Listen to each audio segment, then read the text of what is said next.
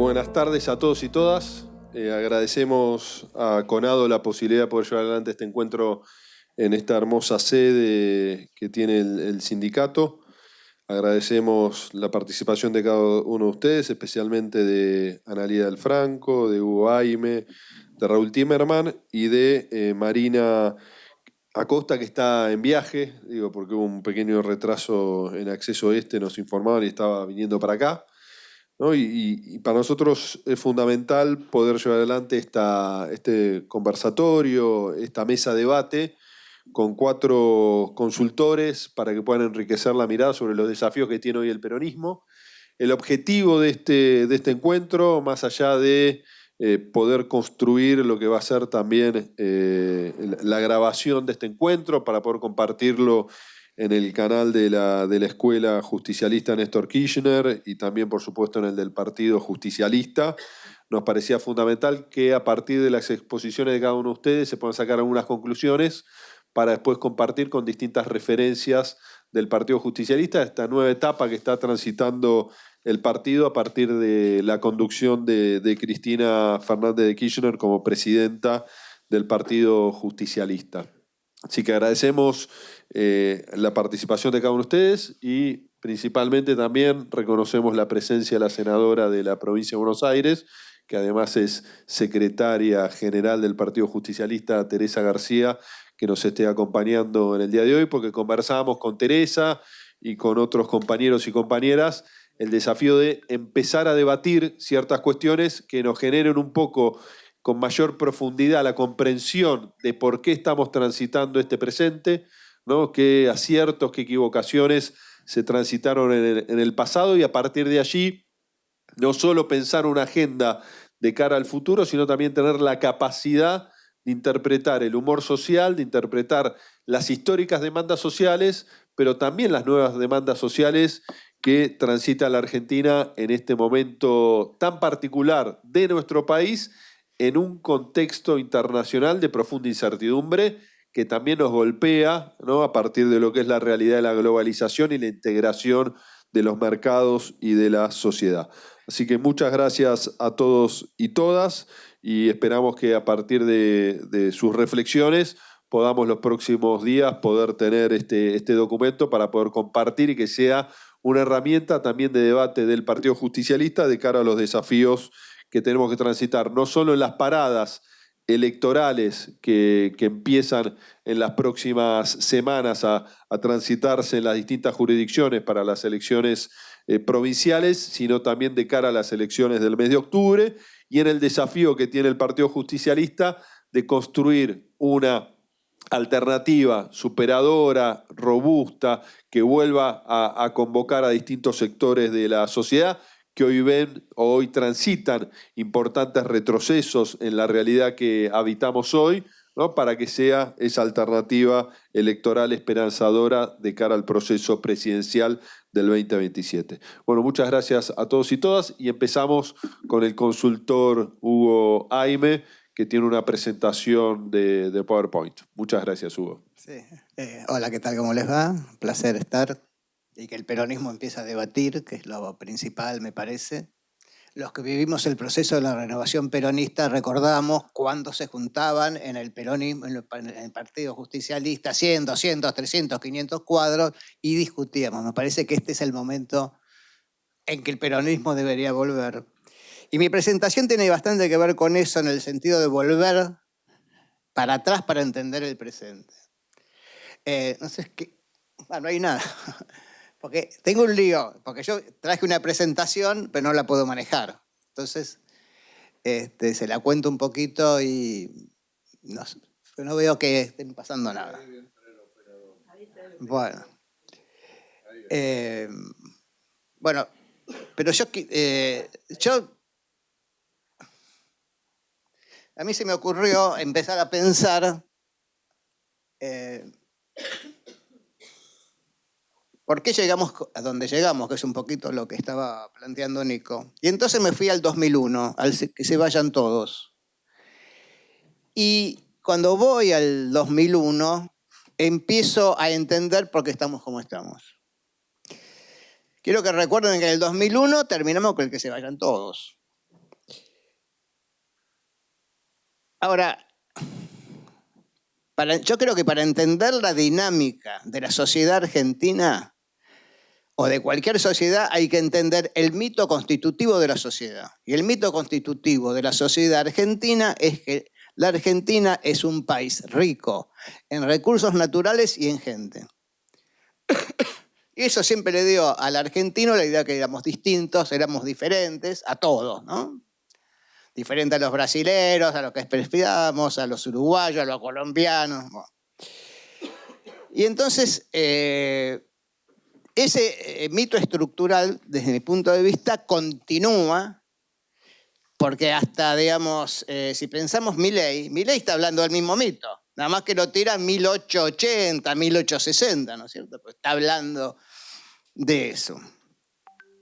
Entonces, mi punto de vista es que el desafío de Milei y el desafío del peronismo, de cualquier presidente en la Argentina, es restituirle a los argentinos la riqueza perdida. Ahora, ¿qué pasaba en 2001? Sí, pásamela, por favor. Bueno, esto es, digamos, un tema teórico, pero lo pasamos. Pásame la otra. Ahí está. Este es el mito estructural desde mi punto de vista.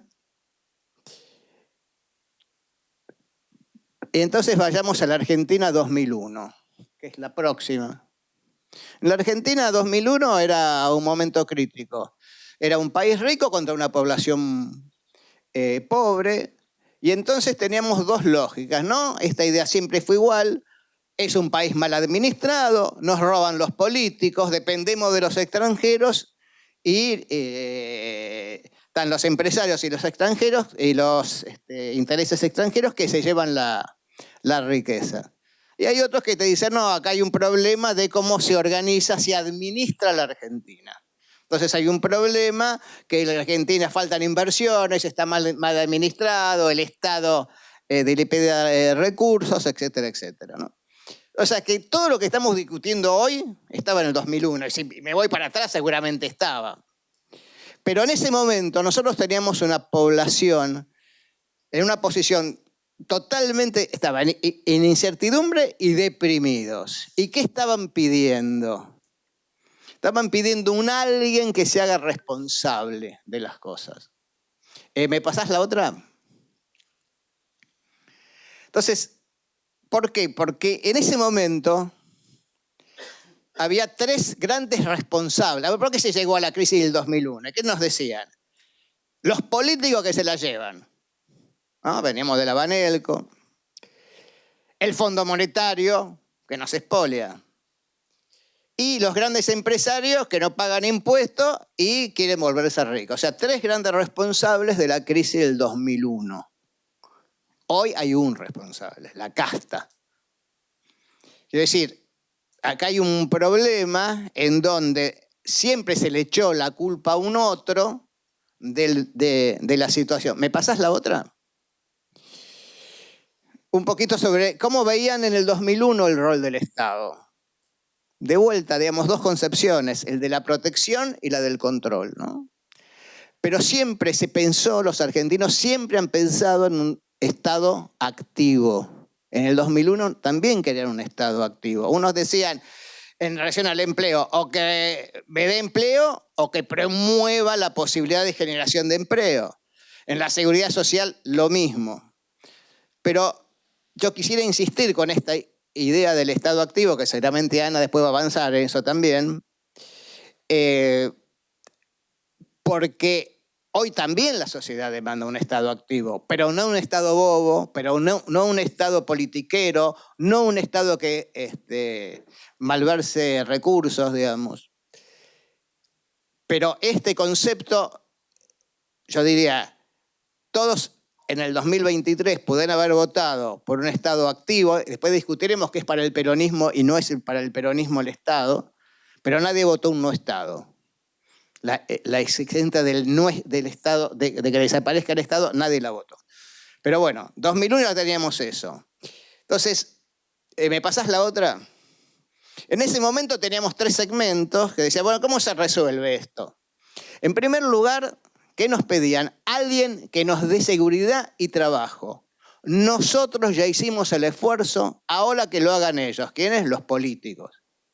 No es el momento de hoy. El momento de hoy es ajustémonos el cinturón por culpa de los políticos.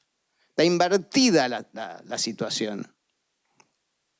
Pero también teníamos el segmento del enojo, de la bronca, que se ajuste la política, que se bajen las dietas, ¿para qué tantos legisladores? Hoy tenemos el mismo discurso que el 2001. El mismo.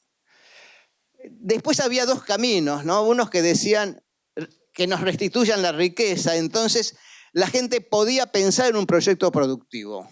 Hoy eso está ausente. Y la idea de futuro a través de la educación. Pero yo digo, hoy estamos en un gran vacío que nadie desde la política llena discursivamente. ¿Me pasás la otra? Pasame la otra, no. La otra. Ahora, ¿qué pasa? Cuando nos decía que venga alguien que resuelva el problema y haga el esfuerzo por nosotros, aparece Néstor. En todos los estudios nos decían que venga uno nuevo, pero con experiencia. Decíamos, eso cómo se come, no sabemos cómo se come, y apareció Néstor. Pero apareció Néstor, Evo, Correa y los Chávez, con la idea de que se vayan todos los de la vieja política y nos restituyan la riqueza. Entonces, el éxito de Néstor, mi punto de vista, tiene que ver con esto, con que él arma una política que tiene que ver con devolverle la riqueza a los argentinos. Ahora, cuando empieza, ya sobre el final del mandato de Cristina, me pasás saltemos. A uno que dice temas de agenda 2014-2015. Ahí está. ¿Qué me estaban demandando? Hoy, si ustedes me dicen que demandan, yo te diría, y casi todo lo mismo. Que me frenen la inflación, que paren la inseguridad, basta de desempleo y trabajo en negro, terminen con la recesión, dejen de hacer trabas con las importaciones, tengo miedo al default. Tenía el tema de las retenciones y tenía el tema del cepo al dólar. Esto es fin de Cristina y Mauricio Macri. El peronismo no pudo resolver estas cosas. Y entonces viene Macri. Ahora, había dos lógicas que estas continúan porque me parece que hacen al desafío del peronismo. ¿Me pasás la próxima?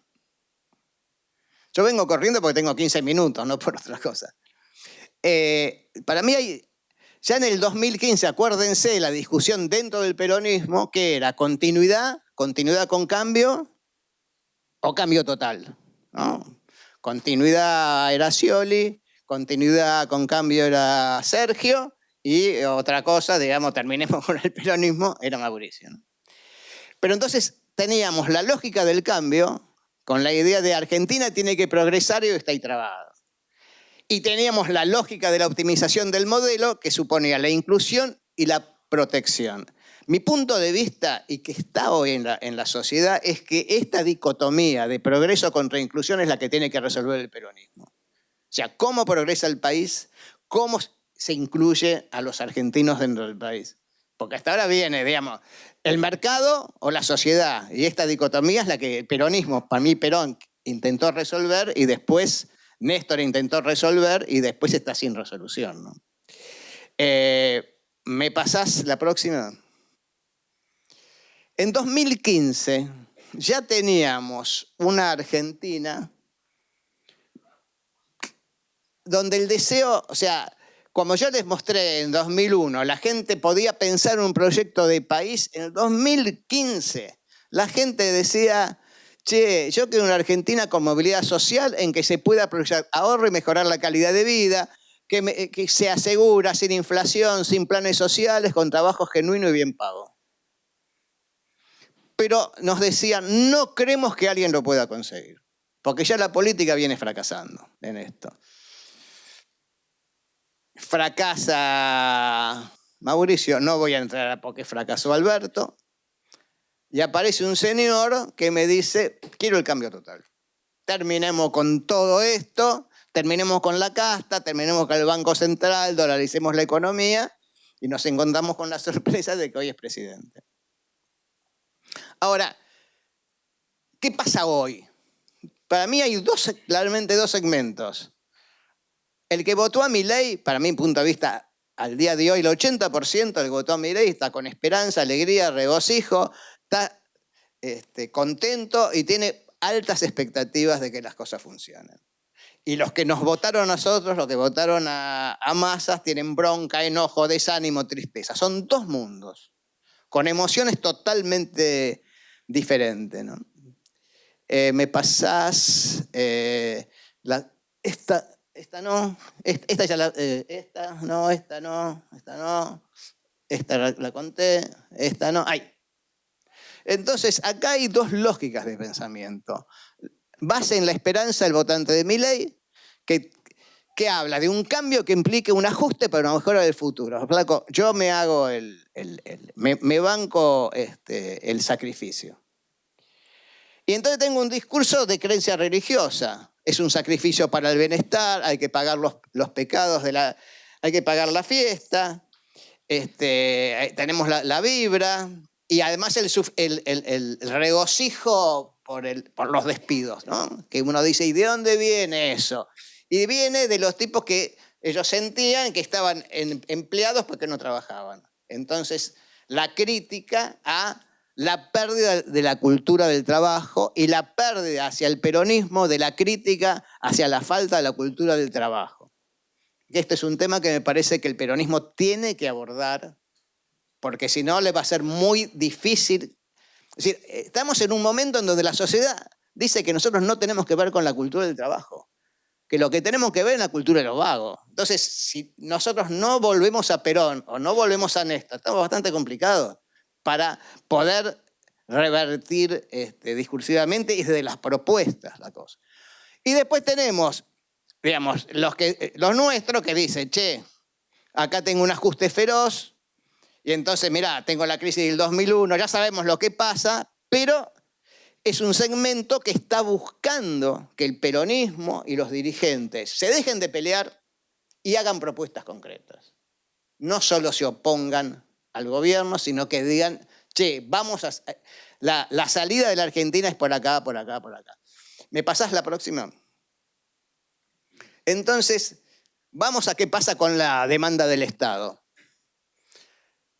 Los dos segmentos, el votante de Milei y el votante de Massa, los dos me piden un Estado eficiente.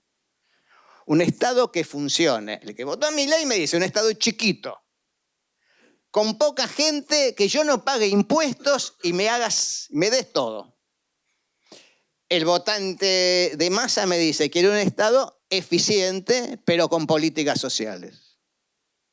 Los dos me están diciendo, sacame el megaestado, sacame la política de la gestión y dame buenos servicios. Unos, repito, lo van a hacer desde la visión del mercado y otros de la visión de acabo demasiados vivos que se apropiaron del Estado. Entonces, el de Milei, ¿qué te va a decir? Que priorice el mercado, que reduzca impuestos, hay que acompañar al productor, individualista, un Estado no asistencialista. Y el votante de Massa, hay que priorizar el bienestar de los ciudadanos, hay que estar presente en salud, educación, vivienda, deporte y alimentos, que asista a las necesidades de quienes lo necesitan, sin acomodos ni punterismo político. Entonces, ¿me pasás la próxima? Entonces, hoy, mi punto de vista, por lo que estoy viendo en los estudios, es hay depresión social, bajas expectativas, que ya venían del 2015, gente que quiere pasar de la idea del Estado activo a un Estado eficiente, y habíamos dicho que había tres culpables de todo lo que nos pasaba: el Fondo Monetario, los empresarios y los políticos, y acá está todo junto en la casta, ¿no? Pero el fondo no está, yo creo que poquito tiempo va a estar, y está la política. Ahora, están cansados de hacer el esfuerzo. Entonces, por un lado lo hacen, pero por otro lado están diciendo, che, ¿hasta cuándo es este esfuerzo? Ahora, en la medida que nadie le diga cuál es el nuevo camino, lo van a seguir planteando. Me lo banco. Ahora, ¿cuál es el éxito de Milei? La estabilidad económica. Demostrar que bajó los precios, que es posible proyectar la compra en el supermercado. Y al mismo tiempo tiene un lío bárbaro porque los precios están altos. Entonces, por un lado, hay una demanda de incremento de los salarios, ¿no? Por otro lado, la búsqueda de la estabilidad.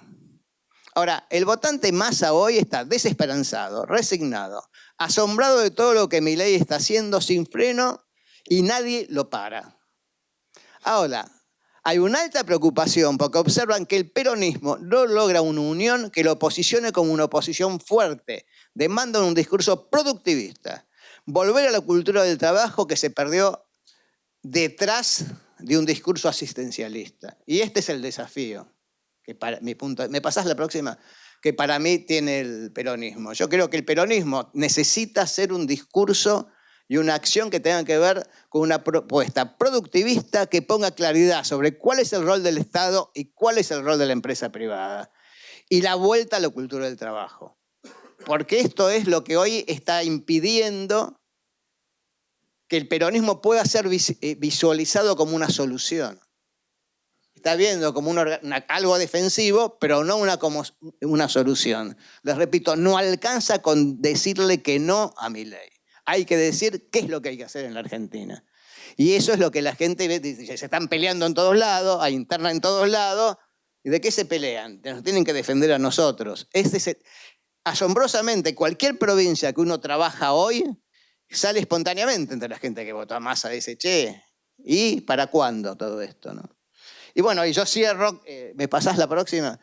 Yo cierro con esta idea, ¿no? Que es lo que comencé al principio, que la verdadera demanda hacia Milei, como hacia cualquier presidente argentino o a cualquier movimiento, es concretar el mito del país rico. Mi punto de vista es que Milei va a fracasar porque no lo puede concretar, porque es un país para pocos, porque está el mito del país rico. Pero bueno, si nosotros no decimos cómo se concreta ese país rico, las cosas se complican, ¿no? Bueno, hasta acá. Gracias. Bueno, muchas gracias, Hugo. Le damos la palabra a Raúl. Y agradecemos la presencia ahora también de Carlos de Feo, ¿no? Y le agradecemos, como hicimos con Fede, la posibilidad de que estemos acá escuchando a los compañeros de su exposición. Bueno, muchísimas gracias. Yo voy a tratar de concretar el pedido de Hugo, el país rico. Concretar el país rico, porque efectivamente somos un país rico. ¿Qué pasó? Con mi socio Juan Carlos Malagori, que venimos trabajando hace años, a mediados del año pasado, dimos unas charlas en la Federación de Industrias, en la Federación de Sindicatos Industriales. Y estaban todos los secretarios generales de los sindicatos industriales, habló cada uno de ellos. Cuando salimos nos miramos y nos dijimos, no hay propuesta, nadie propone nada, todos se oponen, hay un oposicionismo, pero no hay nada propositivo, no se ofrece una alternativa. ¿Por qué no pensamos una alternativa, un país alternativo, otro modelo de país, diferente al de Milei? Bueno, sí, yo mandé acá para verlo, lo vamos a ver de manera, volver a empezar. Lo vamos a ver de manera simplificada, pero se van a dar cuenta ustedes rápidamente de qué se trata. Nosotros consideramos que hay que volver a empezar, hay que presentar un proyecto nuevo de país. Vamos a la siguiente. Entonces pensamos un país, un proyecto en que es federal, que genera empleo en todo el país y que produce riqueza, porque la única manera de salir de la pobreza es generando riqueza. Genera empleo en todo el país porque consideramos que la mejor distribución del ingreso es a través del empleo bien remunerado. Cuando se produce el golpe en el 76, el 49,5% del PBI estaba en manos de los trabajadores. Sigamos. La próxima.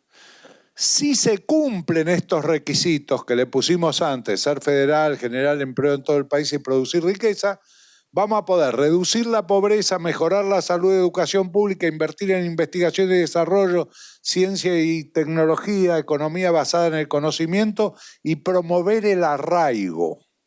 Pero de ninguno de estos temas nos vamos a ocupar. Nos vamos a ocupar de cómo hacemos para cumplir con los requisitos anteriores. Un plan federal que genere empleo en todo el país y que produzca riqueza. Adelante. Volver a empezar. Desarrollo sustentable de recursos naturales con valor agregado en origen. Para poder cumplir con esto, que lo que nosotros pretendemos, vamos a la próxima, es que los recursos naturales sean el motor del bienestar social. Esto es lo contrario del extractivismo, es lo contrario de se llevaron el oro y dejan el pozo. Nosotros hemos trabajado muchísimo con la industria minera en distintas provincias, hemos visto todo lo que se le plantea a la industria minera, vivimos el rechazo en Esquel a Meridian Gold para la de oro, vivimos el éxito de Cerro Vanguardia de Néstor Kirchner en Santa Cruz en base a cómo lo planteó, vivimos el incendio de la Casa de Gobierno en Chubut después de esa noche que pretendieron imponer una ley de minera. Lo primero que hay que hacer, y para que esto se pueda llevar bien a cabo, hay que derogar el RIGI. El RIGI atenta contra esto. El primer objetivo para llevar a cabo este proyecto es obtener mayoría legislativa para derogar el RIGI y después ganar el Ejecutivo para poder llevar a cabo el programa. Emprendimientos público-privado con creación de empresas provinciales y programas contractuales de transferencia de tecnología. Se asocian, la ventaja de los recursos naturales son de las provincias. Esto empodera a los gobernadores de las provincias, que son ellos los que tienen que negociar los contratos. Y hablamos de recursos naturales en la manera más amplia. El campo es un recurso natural para la producción de soja, Misiones, la selva misionera son recursos naturales para la promoción del turismo. Bariloche, Argentina está llena de recursos naturales. Creación de cadenas de valor en origen que maximicen el potencial productivo desarrollando industrias que beneficien a las comunidades locales. Fíjense lo que ha pasado en Santa Fe. Primero tuvieron el campo. Del campo surgieron las fábricas de maquinaria agrícola. De las fábricas de maquinaria agrícola y del manejo de la tecnología mecánica surgió el manejo y la transformación del metal, y hoy Santa Fe es la principal proveedora de insumos metalúrgicos para la industria del gas y el petróleo. Y todo empezó ¿con qué? Con el campo, y el campo que es un recurso natural. Sigamos. ¿Cómo se agrega valor en origen? Desarrollando proveedores locales para el sector primario, transformando productos en origen. Hoy Argentina produce 0 de cobre, 0. La misma cordillera que Chile. Chile exporta 46.000 millones de dólares por año de cobre. Argentina no exporta, no produce cobre, después del cierre de Minera La Lumbrera. Nosotros decimos, si tenemos minería de cobre, transformémosla en sulfato de cobre, en cobre metálico, en alambre de cobre, en cables eléctricos. Es decir, transformemos en origen lo que se pueda. Y esas son condiciones que se ponen inicialmente y que pone el dueño. Vos sos el dueño del recurso natural. La provincia es dueña del recurso natural. Miren lo que está haciendo Neuquén, que eso lo vamos a explicar un poquito. Pero Neuquén cobra el 12% de regalías. Catamarca por el litio cobra 3% de regalías. Está regalando el litio. Neuquén no se preocupa demasiado por la coparticipación. ¿Por qué?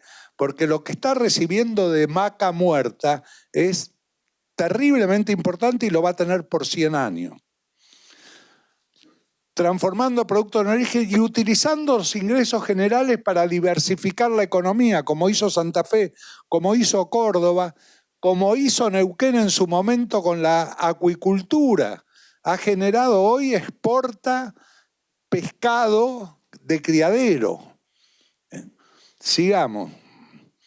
Nosotros estudiamos, yo se los voy a dar rápidamente, en el trabajo original hay 2 slides por cada uno de estos sectores. Nosotros estudiamos estos 7 sectores para ver cómo se puede incrementar el empleo e incrementar las exportaciones, digamos, a partir del estudio de estos 7 sectores, que fue el trabajo que ordenamos con un grupo de jóvenes que había trabajado en el Plan Argentina Productiva 2030, con Daniel Steingart. Primero trabajaron con Culfas, después trabajaron con el Vasco de Mendiguren, que fue el que terminó ese plan. Definitivamente, plan maravilloso que, digamos, el gobierno no lo lleva a cabo, por supuesto. ¿Qué pasa con el gas? El gas es muy interesante, porque indudablemente nosotros tenemos vaca muerta, pero vaca muerta, fíjense, vaca muerta hay que agradecérselo a 3 personas que tuvieron la decisión y convicción de poder llevarlo a cabo. El primero es el que era el CEO de YPF, Galucho. Galucho se reunió con Cristina Kirchner varias veces, mostrándole la conveniencia de hacer un acuerdo con Chevron. Era un acuerdo muy pesado políticamente para Cristina, porque pagaba un costo político, tenía cláusulas secretas, permitía remitir utilidades, qué sé yo, pero Galucho la convenció de que era la única manera de empezar Vaca Muerta. Hacían falta de entrada $1.400 millones, no lo iba a poner nadie. Chevron tenía la tecnología. Cristina tomó la decisión. Una decisión política pesadísima. Se firma, 2013, se firma el acuerdo con Chevron y ahora pasa a estar en manos de Neuquén. El gobierno de Neuquén tenía que aprobar el fracking, que era una tecnología nueva. Y se movían los sindicatos, los maestros, los docentes desfilaban en las calles, todos en contra. Jorge Zapac tomó la decisión de se hace porque esta es la decisión de este gobierno que ustedes eligieron para que gobierne.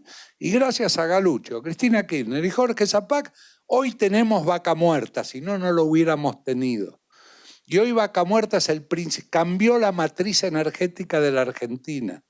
Es una cosa que vale la pena estudiar en profundidad. Para el 2040 va a haber 50% de incremento en el consumo, en la demanda mundial de gas natural licuado. Solo con ese dato se dan cuenta del potencial de Vaca Muerta. Ahora ya los privados están invirtiendo.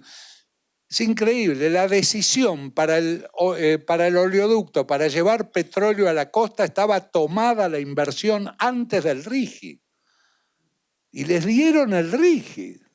Y los otros, claro, ¿cómo no lo van a tomar? Es importantísimo para que esto sirva para el país eliminar el RIGI, que es totalmente innecesario, que ofrece cosas que los demás no piden. El otro tema es la celulosa y papel. Bueno, en la celulosa y papel los errores de gobierno han sido terribles. Cuando se quiso hacer en Entre Ríos hubo protestas, después se quiso hacer en Uruguay, encabezaba las protestas Piccolotti.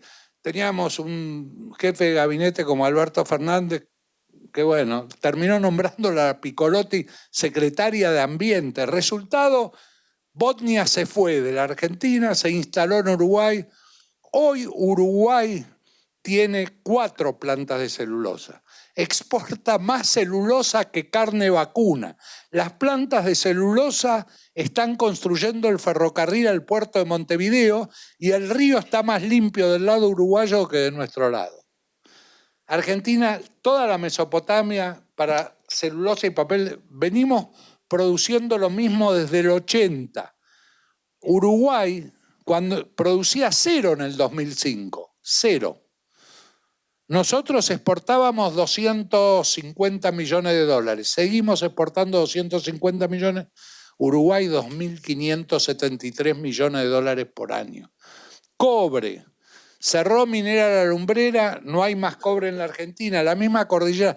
Aparte, no toman conciencia del lobby de la minería chilena para que no se haga minería en la Argentina. Lo han venido manteniendo desde hace 50 años y los gobiernos argentinos se lo bancaron. El lobby de los ecologistas ingleses y alemanes para que no se haga minería en la Argentina. Y acá no se hace minería. Tenemos el recurso, es una reserva nuestra, somos propietarios. Como dice el Vasco de Mendiguren, tenemos que decidir qué queremos ser, propietario o inquilino. Con el RIGI somos Nigeria. Sin el RIGI y con un gobierno que lleve adelante esta política, somos Noruega en la explotación de recursos naturales. Bueno, el cobre hay 23 proyectos en 7 provincias. En el 2023 Chile exportó 43.000 millones de cobre. Las exportaciones totales de Argentina fueron 67.000 millones. Las totales. Chile con el cobre solo 43.000. Olivicultura es el otro, tiene un potencial enorme. Se hace en 4 provincias, La Rioja, San Juan, Mendoza y Catamarca. Se podría hacer con el aceite de oliva la ruta de la oliva, como se hace la ruta del vino. Se puede desarrollar gastronómicamente, hacer productos cosmetológicos, hacer productos gourmet. Digamos, tiene un potencial impresionante y está muy bien calificado el aceite de oliva argentino en el mundo, está 7º. El aceite de oliva aumenta su consumo y el aceite de oliva aumenta su precio. O sea que es una gran oportunidad para Argentina. Carne porcina. Bueno, también nosotros tenemos mala suerte, pero elegimos mal a veces. En el momento que la Cancillería argentina, ante la crisis de la carne porcina en China, está discutiendo la instalación de granjas para proveer a China, nuestro presidente Alberto Fernández se saca una foto con Liz Solari, que le gustaba mucho, que decía no al proyecto de granjas porcinas para China. Entonces, fíjense las cosas que nos pasan, digamos. Nos pasan cosas, bueno, esas cosas nos pasan. Uranio es increíble. Argentina tiene de mineral de uranio 30.000 toneladas y usa solamente 250 toneladas por año. Tiene 30.000 de mineral de uranio. Desde el año 97 no se explota más el mineral de uranio en la Argentina. Se importa. Las 3 centrales, Atucha 1, 2 y Embalse, funcionan con mineral de uranio. La planta de Córdoba tiene una proscripción porque quedó en medio de la ciudad, la planta de concentración de mineral de uranio. La planta nueva que se está haciendo en Formosa está al 70%. Este gobierno la paró. Faltan solo 70 millones de dólares para terminarla. De ahí el mineral concentrado va a 6 a la planta de combustibles nuclear. Se colocan las vainas de Circaló y van a las 3 centrales nucleares. Bueno, importamos mineral de uranio. Importamos mineral de uranio. Además tenemos un problema. La política nuclear argentina está en manos de una persona que dice que el problema de la Argentina son los argentinos. Lo habrán escuchado a Demián Reidel decir eso. Y él va a manejar la inteligencia artificial, etc. El otro es la acuicultura. La acuicultura, y ya con esto termino, la acuicultura, ustedes saben que desde hace 50 años no existía. Acuicultura es la crianza de peces. Era todo producto de la pesca, ¿no es cierto? La pesca de captura. El consumo. Hoy en día el consumo es mitad y mitad. Mitad pesca de captura, mitad criadero de peces.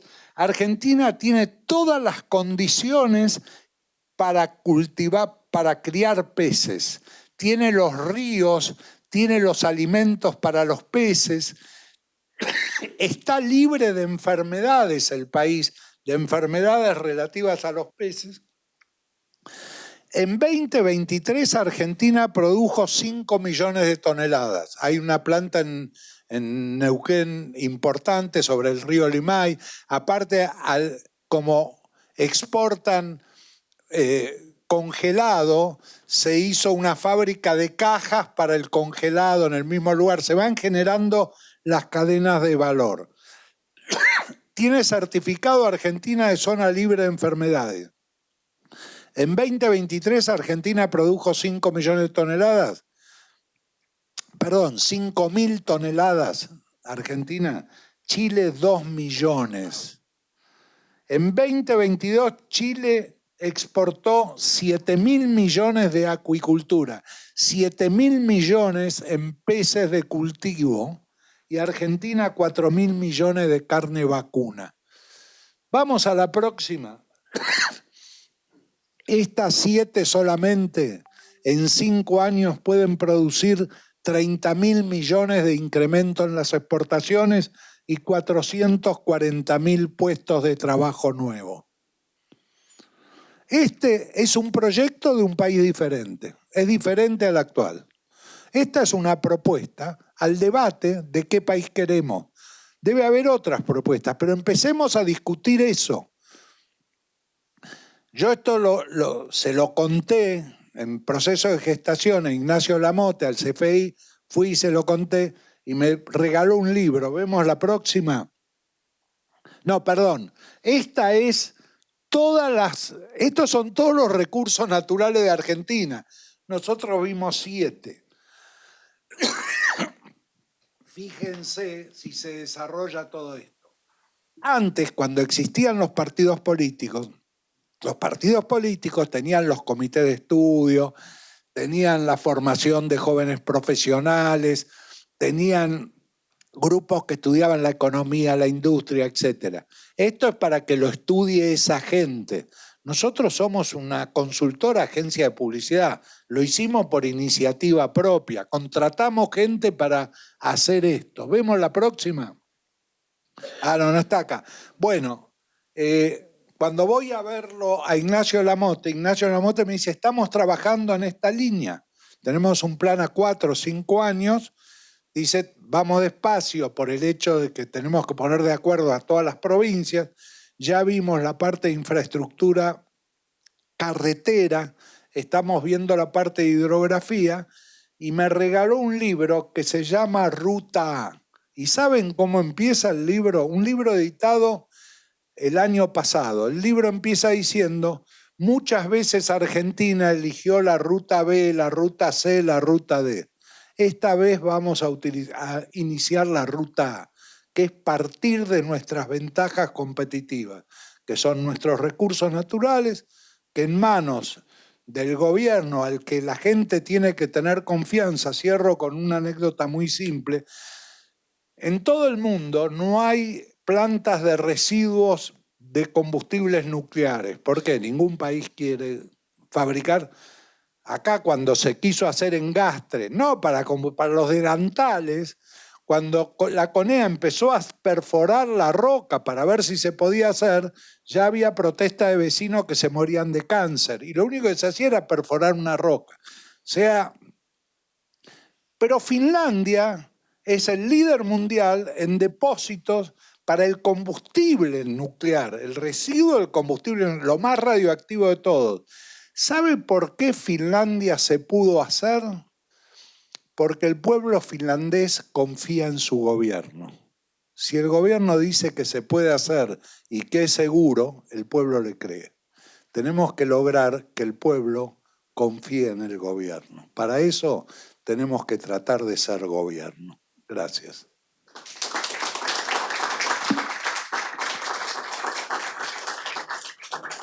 Muchas gracias, Raúl.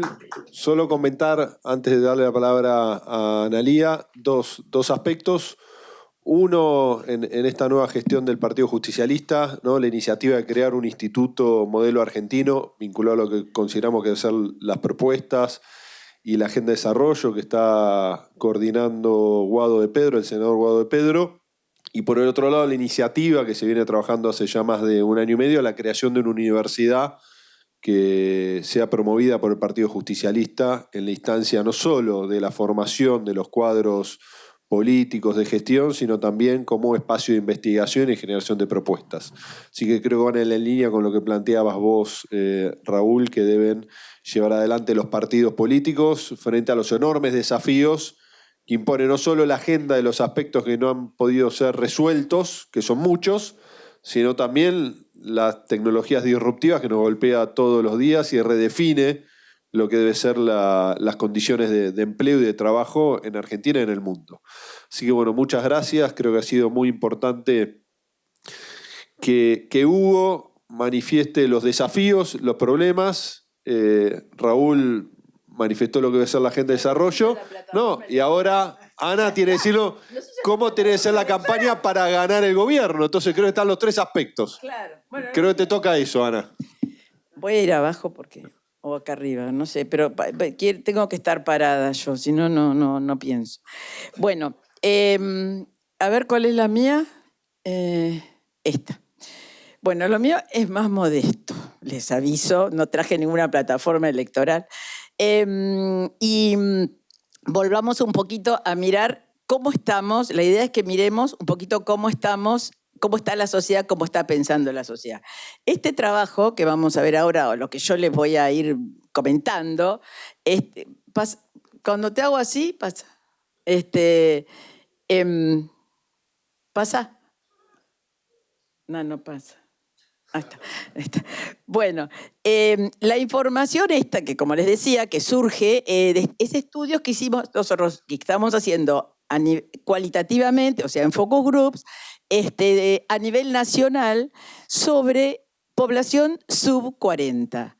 O sea, yo, ¿no? Digo, porque a mí me parece que no solamente por el peso electoral que tienen, sino por los cambios que ha habido en la población sub 40, independientemente de lo que pasa en la Argentina, hay toda una corriente que no podemos obviar de cómo está hoy la gente que tiene menos de 40 años, que tiene una manera de pensar absolutamente diferente, inclusive de la que tiene 50, ¿no?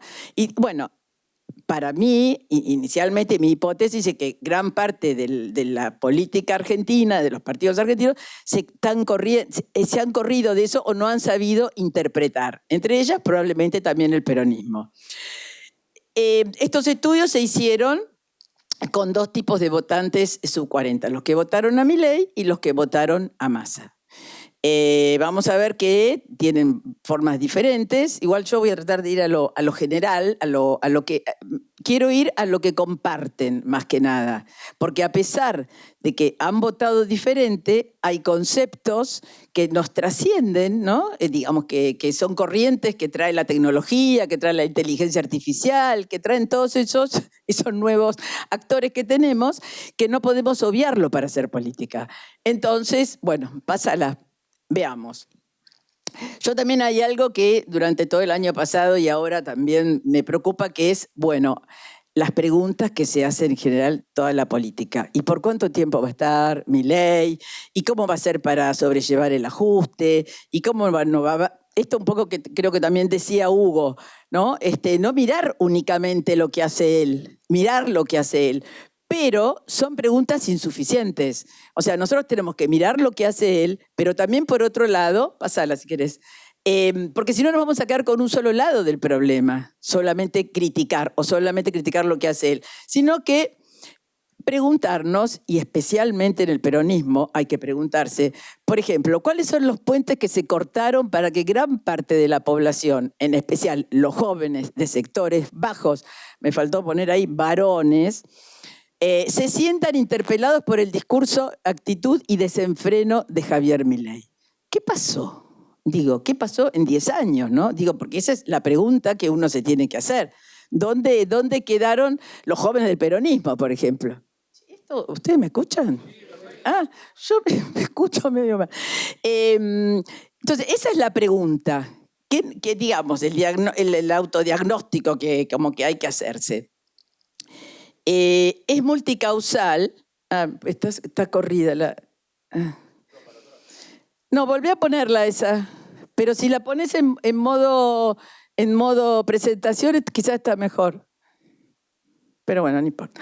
Entonces, es multicausal, no es que es una sola cosa. No, porque hicimos tal cosa o que hicimos otra. Son muchas cuestiones, pero lo primero que me parece que hay que hacer es observar, escuchar, interpretar, especialmente a los sub-40 y, digamos, y actuar. Bueno, un poco lo que estuvieron diciendo acá Hugo y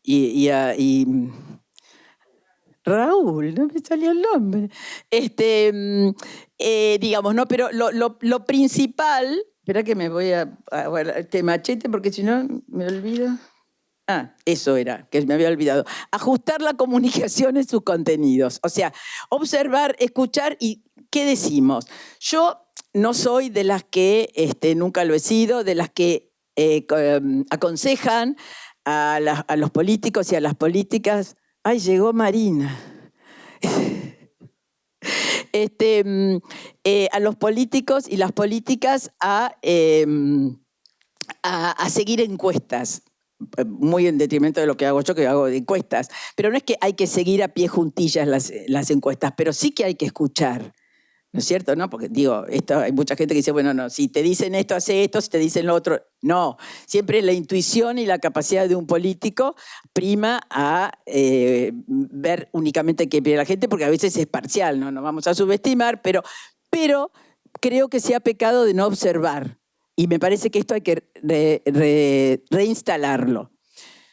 ¿Por qué? Porque digo, dejar de pensar que tengo que decir lo que yo quiero, lo que yo digo, mi doctrina, por ejemplo, si nos centramos en el peronismo, pero bueno, si la doctrina, así tal cual como está, no le cuaja a los de sus 40, bueno, sí, que se jodan. Yo sigo diciéndola. No es así. Digo, tampoco cambiarla, pero, ¿no? Digo, si estamos hablando de comunicación política, que yo ayornarla un poco. Pásalo. Entonces, yendo un poquito a los conceptos, a los grandes conceptos, ¿no? Que parecería que, como bien dijo Hugo, se compraron de Milei. Porque lo de Milei, ¿qué es lo que se compró más que nada de Milei? Fue el odio a la casta, que en realidad era el odio al kirchnerismo, digamos, es así, porque esas son esa es la realidad. Pero todo el resto, la gente ya yo creo que ni lo escuchaba. Sinceramente, no hay como una percepción, salvo esto de los ñoquis del Estado.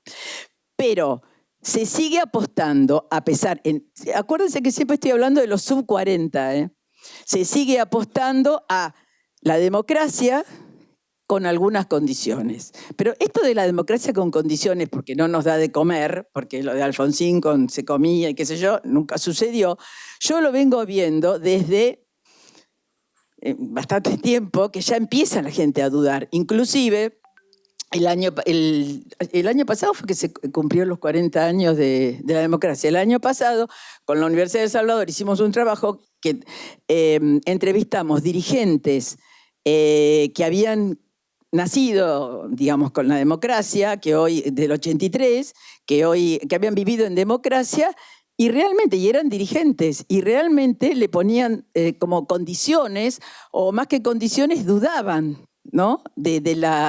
No porque querían sí, pero sí porque en sentido de que había algo que no estaría funcionando.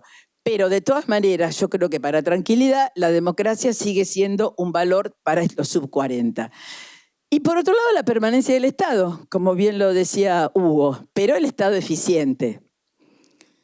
Por ejemplo, para los sub-40, la palabra Estado presente, tanto los que votaron a Massa como los que votaron a Costa, es como el demonio. Por eso yo a veces cuando escucho a Axel decir Estado presente, ¡ay, no! Porque ¿qué hace falta decirlo? No lo decís, digamos. Porque hay cuestiones, quizás es un poquito, no es una cosa más de comunicación, digamos, de coyuntura, pero es así, digamos, se quedó estigmatizado como que el Estado presente es los planes, ¿no? Y mucho. Pero el Estado tiene que estar. ¿Por qué? Porque el Estado tiene que ser eficiente, porque supuestamente no tiene que ocuparse de cosas que no debe, pero sí debe ocuparse de la salud, de la seguridad, de la educación y de la justicia. sea, eso es clarísimo. Y que yo también es un poco es lo que decía Hugo. Eso es clarísimo, eso no hay ninguna duda, nadie lo objeta. Y nadie compró lo de Milei en ese sentido. Siempre que sea eficiente. ¿Y qué quiere decir eficiente? Que no tenga ñoquis, por ejemplo. Digo, esa sería una de las cuestiones que molestan a por lo menos a estos sub-40. ¿Seguimos? Bueno, después hay otros conceptos resignificados bajo el pensamiento, pero todos necesitamos todo esto, ¿no? ¿Por qué los privilegios? Entonces los privilegios, para muchos sectores, especialmente los de Milei, los privilegios que se le da a los sectores populares o a la gente, digamos, con discapacidad, también son un poquito privilegios, ¿no? Entonces, bueno, esa es una cuestión desagradable, digamos, pero que existe, que digamos que está muy presente, que bueno, por lo menos este año va a estar presente, no sé si seguirá así, pero esta cuestión de, bueno, justicia social, inclusión social, seguridad y trabajo. Son 4 ítems que ahora los vamos a ir a ver con un poquito más de detalle. Pásala. Por ejemplo, justicia social. ¿Con qué lo asocian? Bueno, acá esta cosa, ¿no? que digamos, el concepto icónico y fundacional de justicialismo hoy es abordado un poquito heterodoxamente, ¿no es cierto? En estos segmentos. A su vez, las asociaciones utilizadas resultan muy similares a las empleadas para describir la inclusión social, que es ¿no? Es bastante parecido. Tampoco entienden mucho la diferencia en general, les digo. Por ejemplo, asociado con justicia social, igualdad y equidad, dicen. Ahí es un concepto que, ¿no? Hasta ahí vamos, la importancia que todos los individuos tengan acceso a los mismos derechos y oportunidades, acceso a la educación, la salud y otros servicios básicos como elementos claves. Esto está bien. El asunto es que, bueno, lo que no hay es esa cuestión de yo estoy bien, tengo que ocuparme de los otros que están menos que yo. La justicia social es para todos, ¿no? Inclusive, aquí abajo dice, está puesto como que la justicia social inclusive es la seguridad y el orden público, porque el tema de la seguridad también es otra cuestión. Pero esto también es para los votantes de los dos, porque recordemos que a Massa no lo votaron solamente peronistas, votó todo tipo de gente. Entonces, hay una cuestión, y además estos son conceptos más transversales. Bueno, entonces, ocuparse de la seguridad, un intendente, un gobernador, es justicia social. O sea, el Estado se está ocupando de mí. ¿Quién debe garantizar la justicia? Obviamente los cercanos a Libertad Avanza desconfían del rol del gobierno, dicen que no se sabe porque a lo mejor van a sesgar, entonces prefieren que sea una sociedad civil o que sea, digamos, con autonomía individual, pero no le confían, eso sí, ahí es más fuerte. En cambio, el grupo que está enfrentado, que son los votantes de Massa, que ahora ya tampoco se sabe bien dónde están, el poder político, los gobiernos, las instituciones son los que le dan las garantías para que cumplan. Aquí sí hay una diferencia. Pero justicia social es como, digamos, para todos. La gente no lo ubica como algo más ortodoxo del peronismo. Pásalo.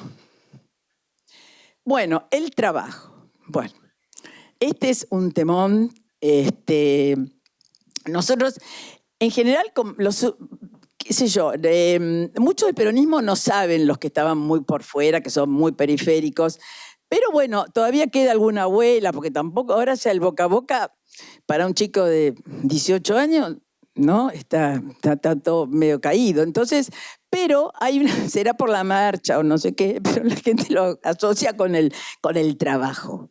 Con el trabajo sí, pero el peronismo de antes, no el de ahora. Porque cuando habla del de ahora, dice que el de ahora creó vagos. Pero el peronismo de antes creaba trabajo. Y por supuesto que le dan mucho valor de dignidad. Ahora, y yo creo que este es un concepto que hay que trabajarlo bien, porque el concepto de trabajo para los sub-30, por ejemplo, ¿qué es lo que quieren? Autonomía laboral, horarios, comodidad, valoran los beneficios, pero siempre que no implique perder autonomía. Y esto realmente lo vimos en estos grupos, pero yo también lo he visto en grupos que he hecho con beneficiarios, usuarios del potenciar, donde los chicos recibían el potenciar, por supuesto también trabajaban, pero decían, no, pero yo, ponerle que era uno que estaba en Exaltación de la Cruz, no, yo prefiero, para irme 3 horas de bondi a Avellaneda, digamos, o al centro, o a Pacheco, entonces prefiero tener tenía el potenciar, pero además era Exaltación de la Cruz, hago jardines, y yo trabajo por las mías, después vengo a mi casa, también hago mi jardín. O sea, es otra cabeza. Es otra cabeza con el tema del trabajo.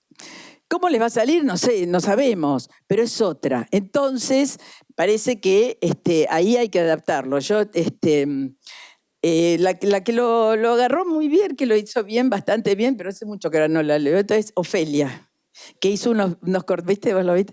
Unos cortos sobre que ponía al abuelo, ¿no?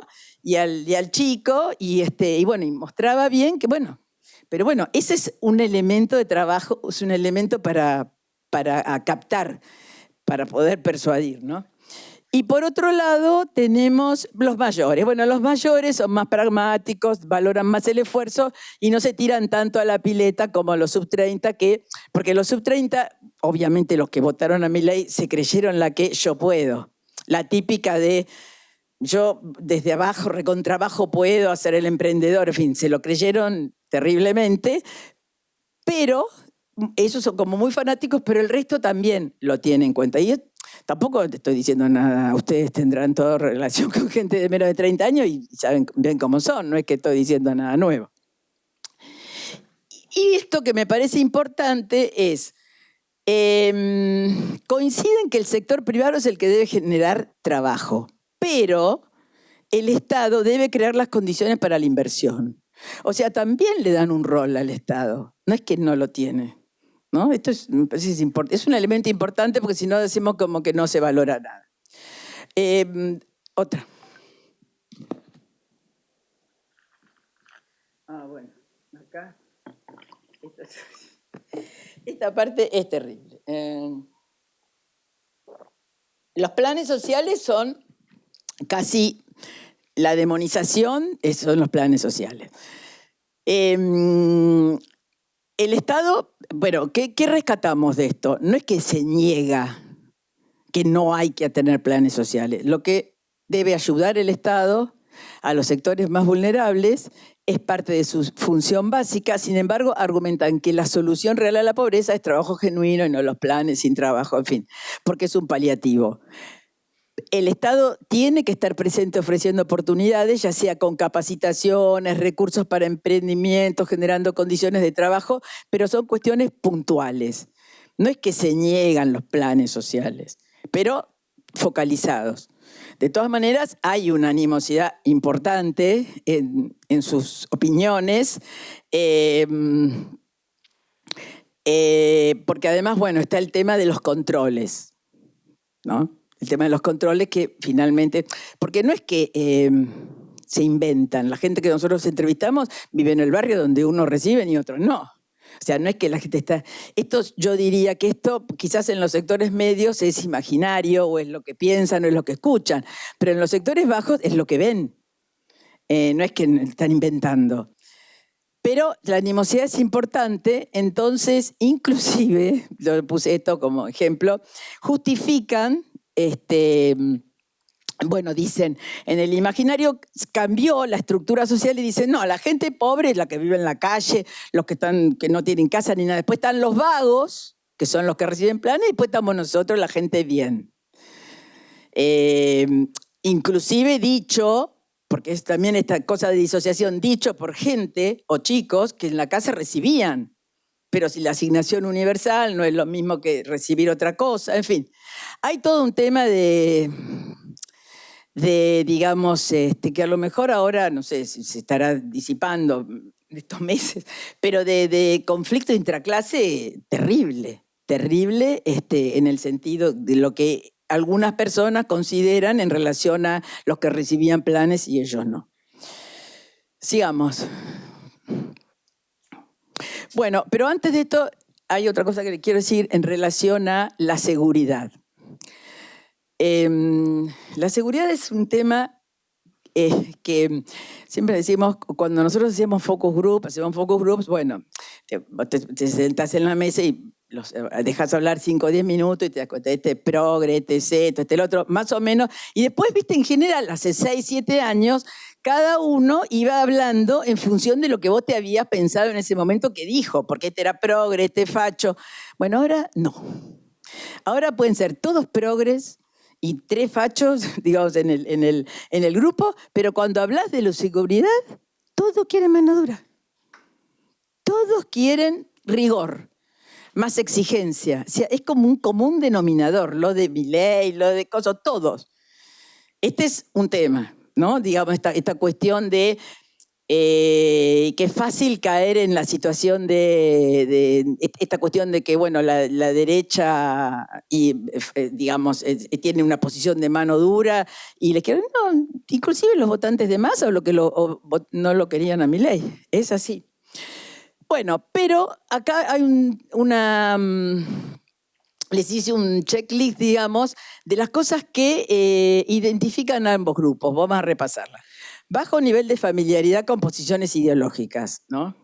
Izquierda y derecha, distancia frente a los mismos. O sea, en general la gente no sabe, les cuesta mucho y como Milei, en un momento, como Milei estaba haciendo una revolución, decían, este debe ser de izquierda. O sea, es catastrófico. Te querés pegar un tiro en el momento que están hablando. Bueno, mucha distancia.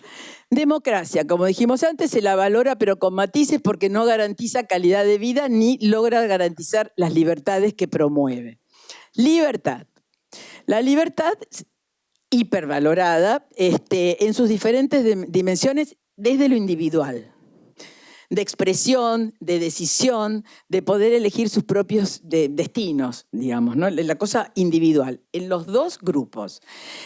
Los dos tipos de gente, digamos. El Estado, como vimos antes, que digamos que garantice los servicios públicos, los servicios, salud, educación, seguridad. Pásala, por favor. Las ayudas sociales, como vimos, como puntuales, no las niegan. El trabajo es dignidad. Se asocia con, digamos, porque esta es la cuestión, ¿no? Se asocia con la cultura del esfuerzo versus la cultura de la demanda. Entonces, ¿qué pasa para la cabeza de muchos? El gobierno, el kirchnerismo quedó como la cultura de la demanda. Un poco, ¿no? Lo que decía Hugo, no la cultura del esfuerzo, ¿no? Que ya este tema ya lo vimos con el menemismo, no sé si recordarán también, que bueno, después queda en nada, pero hay esta cuestión de no somos de la cultura de la demanda, no estamos esperando que el Estado me dé, sino que yo soy de la cultura del esfuerzo. Tengan o no trabajo. Está esta cuestión, que yo digo tampoco, si se parás en la estación Constitución y le preguntás a la gente, aunque no tengan trabajo, igual te dicen eso. Está la cosa de, ¿no?, bancársela por uno mismo. La justicia social, como ya vimos, no se distingue en sectores que requieran más que otros, sino que todos necesitamos, cada uno necesita algo. Justicia social para todos. Y la seguridad, esto que decía, tiende a endurecer la mano dura.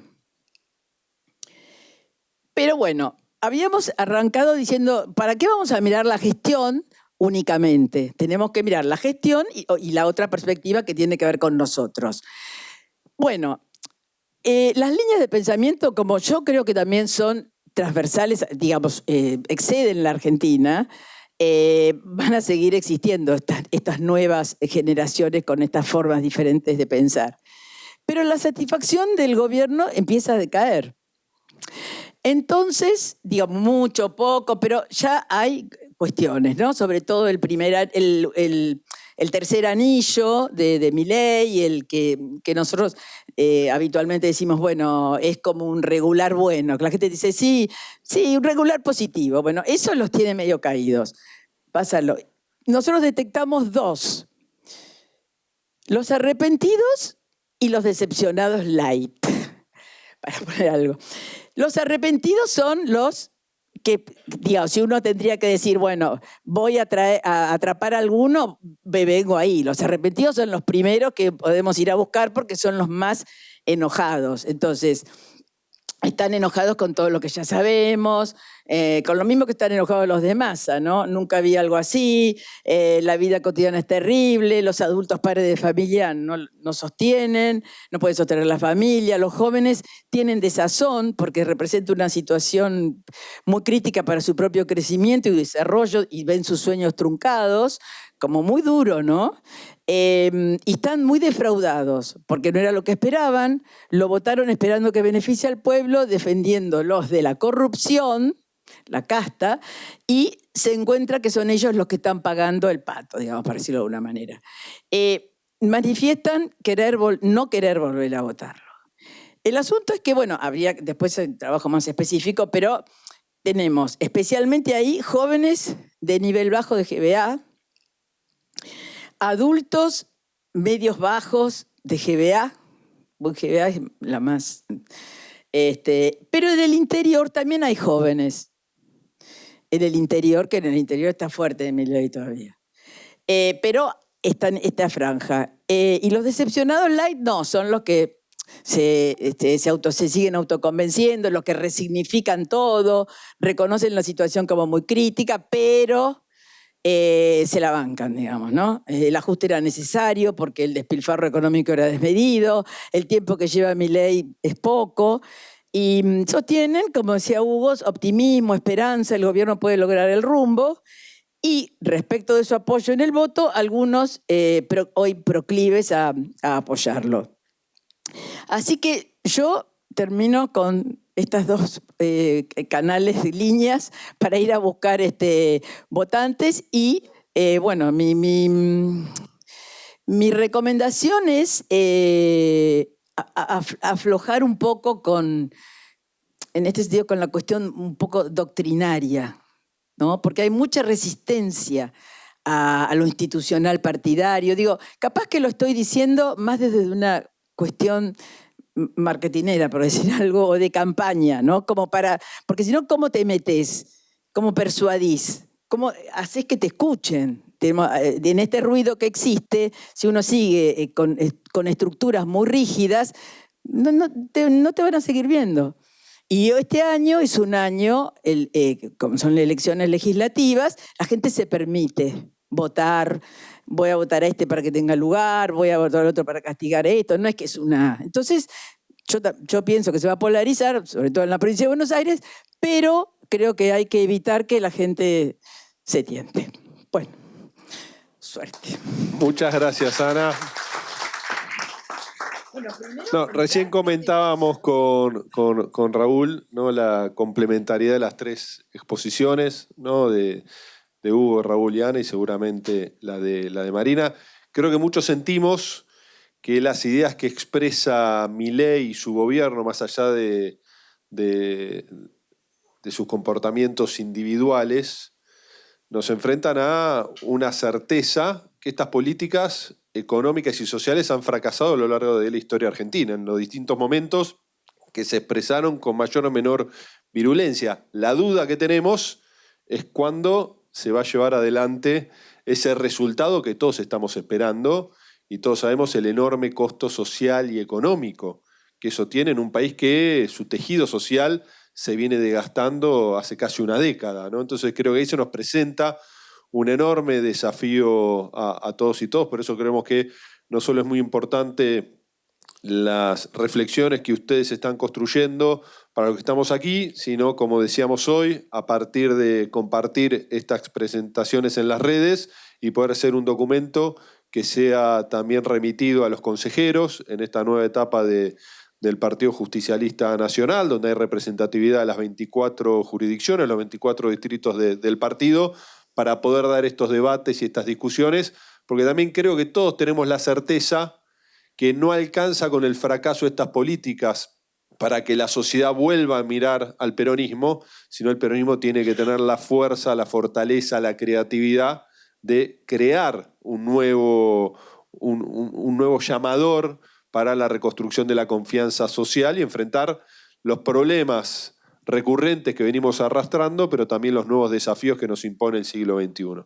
Así que bueno, muchas gracias Marina por acompañarnos, ¿no? Y por cerrar esta presentación que seguramente será complementaria a la de Hugo, a la de Raúl y a la de Ana. Sí, muchas gracias, Nicolás. Yo primero pido disculpas. La verdad es que vengo de Mercedes hasta acá, me agarró un tremendo accidente en el acceso oeste y no podía avanzar.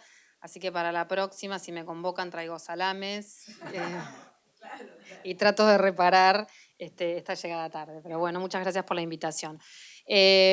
Bueno, lamento no haber podido escuchar también y lamento haberle robado a Raúl el asiento que me lo cedió tan gentilmente. Bueno, lamento no haber podido escuchar las presentaciones anteriores, pero seguramente irán en concordancia con lo que más o menos voy a presentar. Yo tenía una presentación por ahí. Sí, un poco más. Okay. Perdón.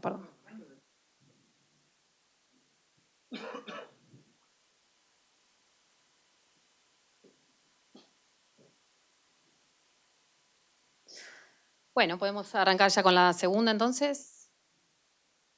Bueno, algunos datos que nos ayudan a contextualizar este escenario y empezar a pintar, ¿no? A pintarlo con algunos datos empíricos que nosotros hemos recogido de nuestros estudios, fundamentalmente de los análisis de las encuestas que hacemos a nivel nacional. Y quiero llamar la atención, digamos, en algunas cosas que nos parecen relevantes, ¿no? Nosotros venimos preguntando ya desde el año pasado por este nivel de autoritarismo y agresividad que vemos tanto en el presidente Milei como en sus funcionarios. Y el dato que apareció el año pasado, vuelve a aparecer ahora. Estos datos que muestro ahora son de la última encuesta nacional que nosotros tenemos de febrero. Estamos haciendo ahora la nueva encuesta, pero estos son los últimos datos que tenemos. Y ahí el porcentaje, cuando preguntamos, ¿cree usted que este gobierno es autoritario? Más del 55% de la muestra contesta que sí. Insisto, es un dato que está en consonancia con lo que nosotros ya habíamos encontrado el año pasado, ¿no? Llama la atención que aquí abajo en el cuadrito, no sé si lo pueden ver, no creo que no se ve, ¿no? Porque está muy abajo. Bueno, pero aquí abajo nosotros dividimos no solamente en este primer cuadro que sí ustedes ven, que tiene las variables, digamos, más sociodemográficas, ¿no? El género, la edad y el nivel de instrucción, y abajo dividimos a los encuestados a partir de lo que serían los segmentos de opinión, ¿no? De opinión política.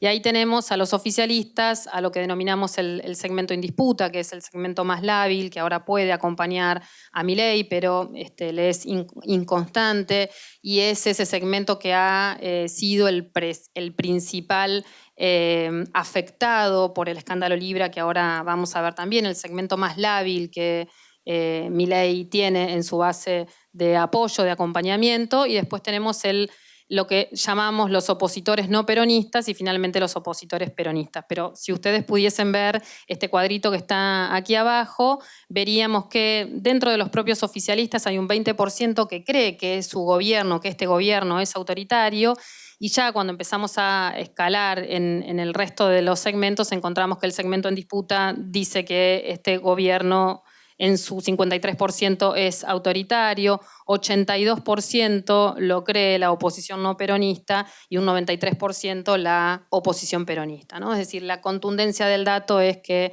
para la mayor parte de la ciudadanía este gobierno es autoritario. Luego también lo que decía Analía, me imagino que también apareció en el discurso de los compañeros de la mesa, de los colegas.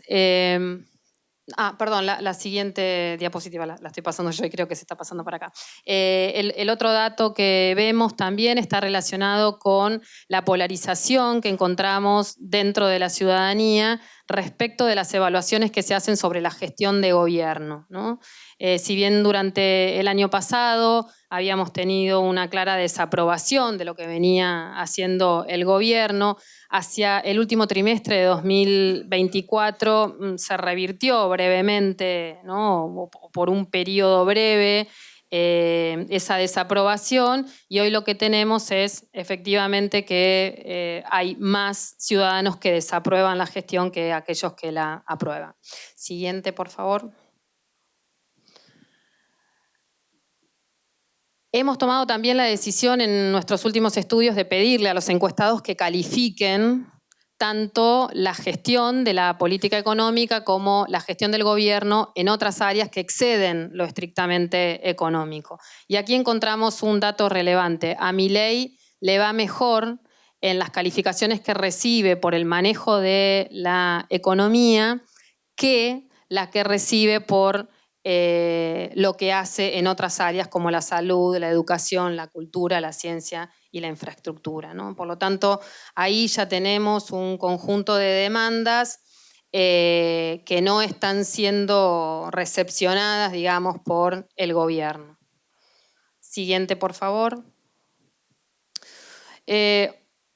Otra pregunta que recién cuando venía para acá en el taxi el señor me iba preguntando que por qué venía tan apurada y por qué necesitaba llegar a horario, que no llegué, pero bueno, el taxista me preguntaba, le dije a qué venía y el taxista me preguntó, ¿y cuándo lo sacan?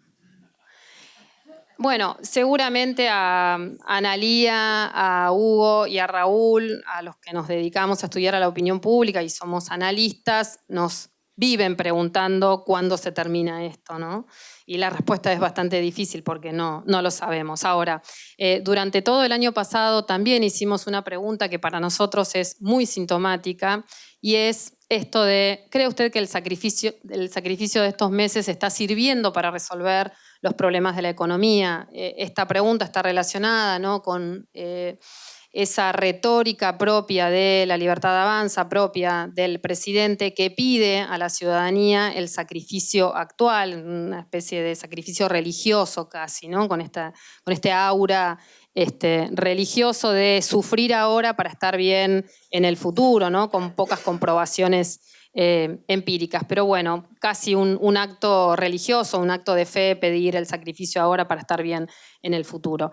Como, bueno, tampoco se puede ver muy bien, pero esto es una línea de tiempo, es una serie temporal. La pregunta nosotros la hicimos durante todo el año pasado, y si pueden ver ahí sí las líneas de la parte superior, vemos que durante varios meses del año pasado la gente no creía que el sacrificio valía la pena, pero hacia el último trimestre del año pasado, que fue en términos de opinión pública bastante óptimo para el gobierno, fundamentalmente porque lo que la gente valoraba en ese entonces era la relativa estabilidad económica, la relativa estabilidad en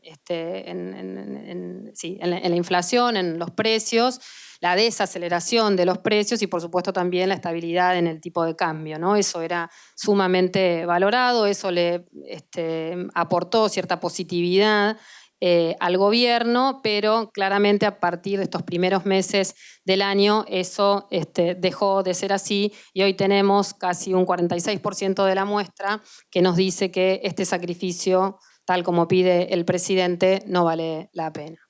Siguiente, por favor. Un parteaguas en la gestión de este gobierno ha sido, sin lugar a dudas, el escándalo Libra. Siguiente, por favor. Fundamentalmente porque lo que vimos en el bloque de preguntas que hicimos relacionadas con el escándalo fue una ciudadanía muy crítica y muy dura para con el presidente. Hicimos varias preguntas, recuperé solamente un par para que viéramos bien estos datos. Una que tuvo que ver con, ¿cree usted que Milei participó de la estafa? 55% nos dijo que sí. Y la otra pregunta también interesante, le preguntamos a la ciudadanía si creía que este hecho era un hecho de corrupción. El 61% de la muestra contestó que sí. Esto está también en consonancia con otra pregunta que nosotros venimos haciendo, que es por el problema de la corrupción. Curiosamente, el año pasado, cuando preguntábamos por la corrupción en este gobierno, había más respuestas que nos decían que en este gobierno no había corrupción de la que nos decía que sí había corrupción. Esa variable también, ese dato también se ha dado vuelta y hoy tenemos más ciudadanos que piensan que en este gobierno hay corrupción que aquellos que piensan que no lo hay. Por eso aquí en esta pregunta, en esta segunda pregunta, la que ustedes tienen a su derecha, vemos entonces que 6 de cada 10 encuestados nos han dicho que el caso de la criptomoneda ha sido un hecho de corrupción. Siguiente, por favor. Pero el dato más tremendo para el presidente fue cuando les pedimos a nuestros encuestados que valoraran o calificaran la conducta del presidente en la difusión de la criptomoneda, y ahí lo que obtenemos es que casi el 80% de la muestra consideró que está mal o muy mal que Milei haya participado de la difusión de esta estafa, ¿no? Siguiente, por favor.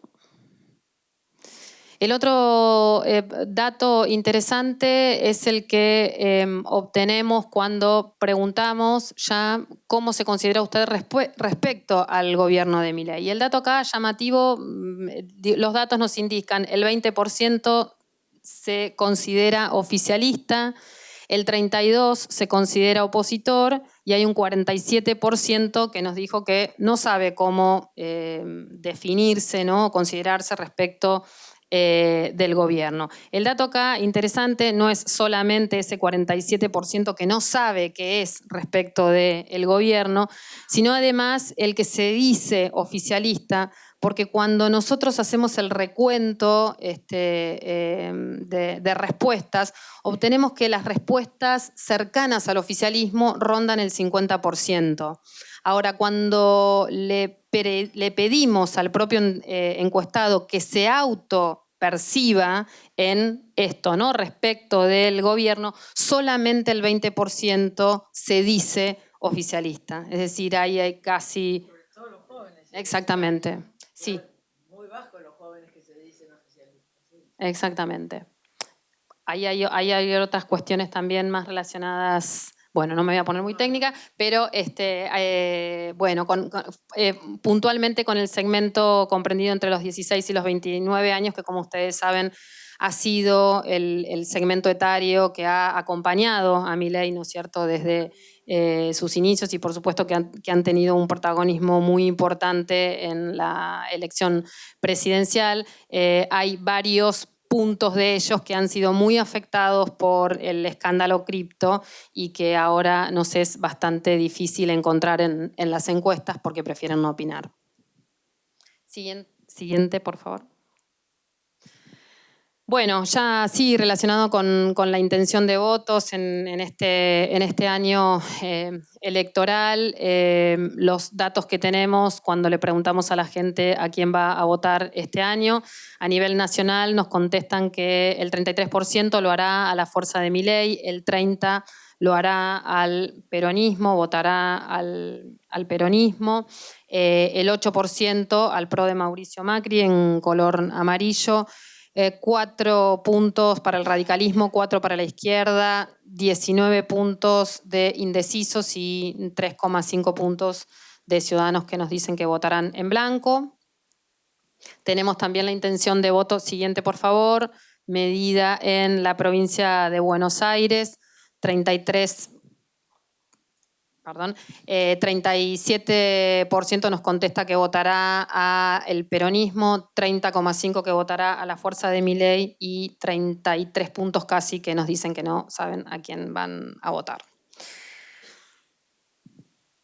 A partir de aquí, siguiente por favor. Siguiente. Bueno, algunas notas, sí, ya para la discusión y para ir cerrando. Infiero que lo han trabajado ya, así que no me voy a detener mucho en eso, pero claramente postular que es un escenario donde la crisis de representación del sistema político sigue latente, es una crisis que se ha abierto desde 2021 claramente, con la llegada, post-pandemia, ¿no? En el contexto de la pandemia, con la llegada a la representación política de la extrema derecha, con ese 17% de votos que le permitió a Milei, ¿no es cierto?, desembarcar en el escenario electoral. Vemos también en nuestros estudios un nivel de politización creciente, ¿no?, contra lo que podría afirmar el sentido común. Vemos que se ha revitalizado digamos, la relación que hay con la política, que no es necesariamente a favor, digamos, de este gobierno, sino al contrario, son ciudadanos que habían estado muy cómodos con ciertas agendas, y que este gobierno, ¿no es cierto?, las ha trastocado, las ha manipulado, las ha manoseado, y son estos ciudadanos en general de las capas medias y medias bajas, que son los que ahora entonces se han reactivado frente a la política. Vemos también, lo hemos visto desde los estudios que hicimos en la campaña electoral de 2023, que hay una agenda ciudadana que se opone al endeudamiento, a las privatizaciones, a la entrega de recursos naturales, a la ausencia del Estado de las áreas básicas como la salud, la educación, la ciencia, la seguridad. Incluso cuando preguntamos por las empresas del Estado, siempre son muy bien valoradas, todas tienen imagen positiva alta, ¿no? Por lo tanto, lo que venimos diciendo también desde momentos de la campaña electoral es que la ciudadanía pretendía en aquel momento que alguien pudiera resolver el gran flagelo de la economía, que era la inflación de precios, pero no coincidía, no apoyaba una agenda de la extrema derecha, ¿no? Por eso también había grandes reticencias hacia la dolarización de la economía, por ejemplo. En este contexto, entonces, lo que nosotros vemos es que a un peronismo competitivo, ¿no?, en un escenario como el que estamos presentando, como el que estamos describiendo, digamos, claramente competitivo, si logra reparar en esas demandas. El peronismo aparece también en nuestros estudios visualizado como el verdadero actor opositor a este gobierno, ¿no? Cuando le preguntamos a la gente quién cree usted que es la oposición o quién representa la oposición a este gobierno, el peronismo siempre aparece en primer lugar, ¿no? Y eso de alguna forma también es un desafío para el peronismo, ¿no? Tratar de poder representar a una parte de la ciudadanía que no comulga con la agenda que propone el gobierno, pero que aún así tampoco encuentra, ¿no es cierto?, en otros espacios esa representación, ¿no? El peronismo tiene todas las posibilidades para recoger esas demandas, entonces avanzar en esas demandas y agregar temas, problemáticas que están ausentes de la discusión en estos momentos, porque si hay algo que ha logrado el gobierno fue hegemonizar y controlar la agenda durante todo el último año, fundamentalmente porque enfrente hay una oposición, ¿no es cierto?, actores de la oposición que todavía no han podido reconfigurarse como deberían hacerlo. Esa agenda incluye los temas de género, por supuesto, los temas de ambiente y todo lo que tenga que ver con las nuevas problemáticas relacionadas con el trabajo, ¿no? Bueno, y dejo aquí porque creo que ya estamos en hora. Muchas gracias. Bueno, muchas gracias, Marina. Creo que han sido 4 exposiciones muy ricas para el debate y para, a partir de esas reflexiones también, poder empezar a pensar y a seguir construyendo alternativas, propuestas y caminos a transitar. Yo no le pregunté, pero aprovechando que está la secretaria general del Partido Justicialista, le vamos a pedir una reflexión. ¿Es posible? Es bastante difícil, ¿no? A mí me parece que el aporte de la charla de hoy es muy importante.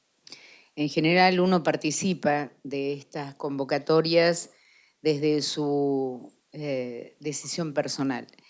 Me parece que, como dijo Nico Trota, es parte del nuevo planteo que nos estamos haciendo en este estreno partidario, que fundamentalmente se componga todo lo que se publique, todo lo que se analice de mucho contenido.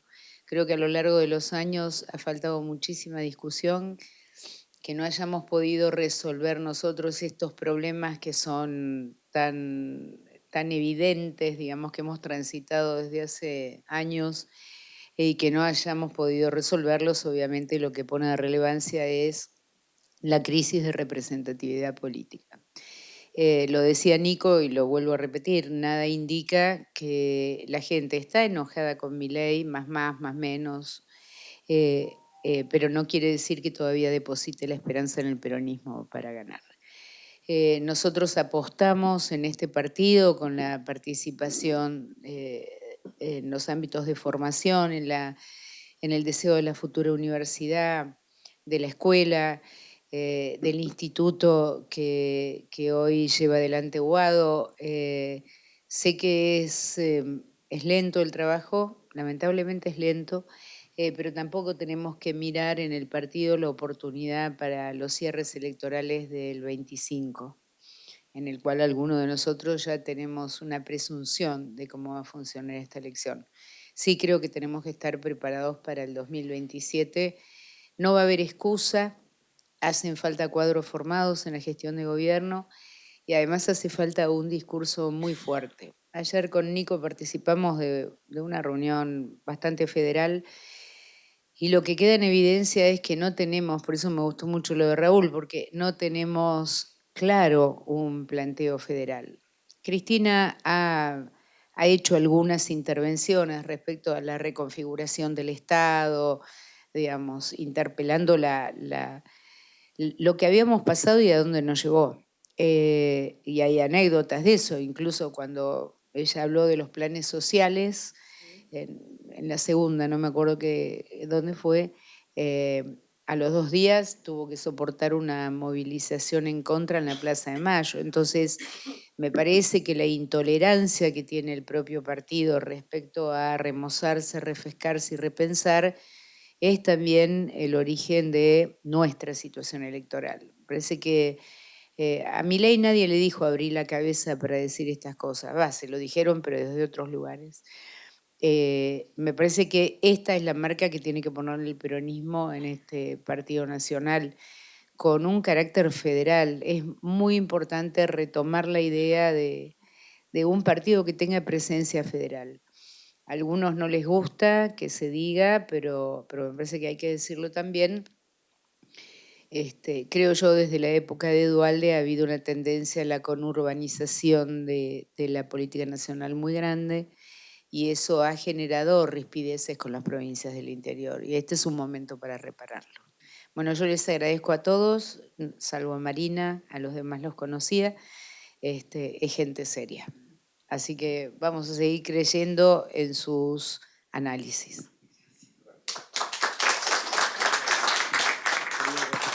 Bueno, y le damos la palabra también, y muy agradecidos con Carlos De Feo y con la posibilidad de estar acá en CONADU.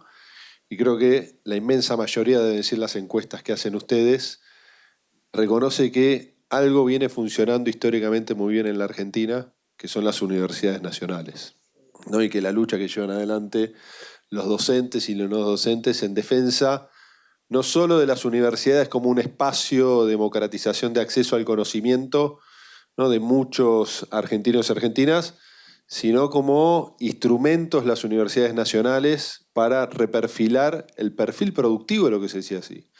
Muchas provincias argentinas son hoy lo que son gracias a esas universidades, algunas emplazadas antes de la existencia de la República Argentina, como la Universidad Nacional de Córdoba, y muchas ven cómo están mejorando su capacidad de desarrollo productivo, de innovación, a partir, por ejemplo, de las universidades del Bicentenario, que Argentina, lo tenemos que decir, tiene, por suerte, al menos una universidad nacional en cada una de sus 23 provincias y la Ciudad de Buenos Aires, y eso es muy positivo y es un carácter diferenciador de nuestro país en América Latina, así que creo que todos acompañamos a nuestros docentes universitarios y no docentes, estudiantes, a todos los claustros, en la defensa de las universidades frente al brutal desfinanciamiento y ataque institucional que lleva adelante el gobierno nacional. Así que, Carlos.